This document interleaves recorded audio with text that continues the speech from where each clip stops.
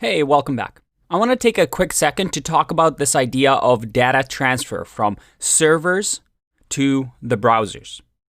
Now, we saw that when we open the developer tools, we can go to the network tab and actually see what type of data gets sent from the server. And here we saw that there's different types, but we mainly talked about HTML, CSS, and JavaScript. But we also see that there's a few other types in here. If I click on, let's say, the HTML, there's this field called content type that says it's a text HTML file. Now, this is something quite important because it uses something called a MIME type, and it stands for Multipurpose Internet Mail Extensions. Sounds very impressive, doesn't it? And you see here, and I'll link to this resource, and let's make this a little bit bigger, that browsers use this MIME type, not the file extension, to determine how to process a URL. So they look at the content type that our Flask app actually automatically sends to the browser to determine what to do with that file. So that they know, hey, is it an HTML file? Is it a CSS file? Is it a JavaScript file? Now, at the end of the day, all this data that we're transferring, it's all just text. But they can be in different forms, and the browsers can interact with them in different ways. For example, if we scroll all the way down here, we have different types, but we want to focus on the important MIME types for web developers. We have things such as plain text, we have CSS, we have HTML, we have JavaScript. So that if I go to the JavaScript file here, and I go to content type, I see that, yep, it's application JavaScript.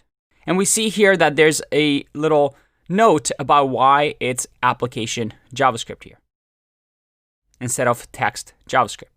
Either way, this way the browser knows I'm about to read a JavaScript file, do some certain things because it is a JavaScript file. Now, if we keep scrolling down, there's also image types. So again, if we look at the images, let's say the PNG, again, if we scroll down, we see that it's an image PNG. At the end of the day, it's actually text that we receive from the server, but in a way that it can be read as a PNG file.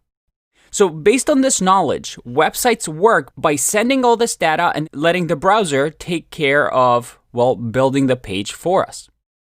Now, so far we've only talked about HTML, CSS, and JavaScript. And usually that's how websites are displayed. But there's different ways that we can also use servers, such as what we call API endpoints. So right here, I have the swappy.co, which stands for the Star Wars API. And what it does, as you can see here, is it sends us data. So instead of displaying a web page, it just sends us information. So for example, if I copy this, like so, and then let's say we do people over here. So let's do people. If I hit enter, look at that. I get this data.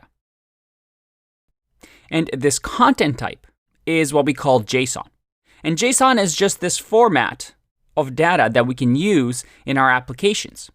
So again, a website might take this data and perhaps display the name Luke Skywalker on the front page.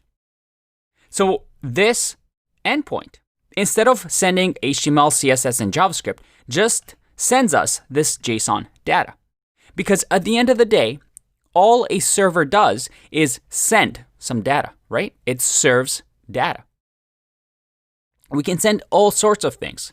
For example, this RoboHash website, if I do, let's say, anything I want in here, and I hit enter, it sends me a random image of a robot. If I change anything in this endpoint, I get a different robot.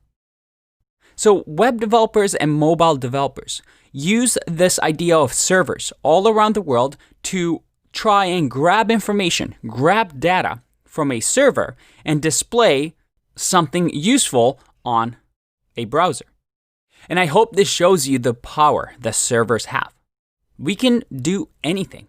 The options are limitless.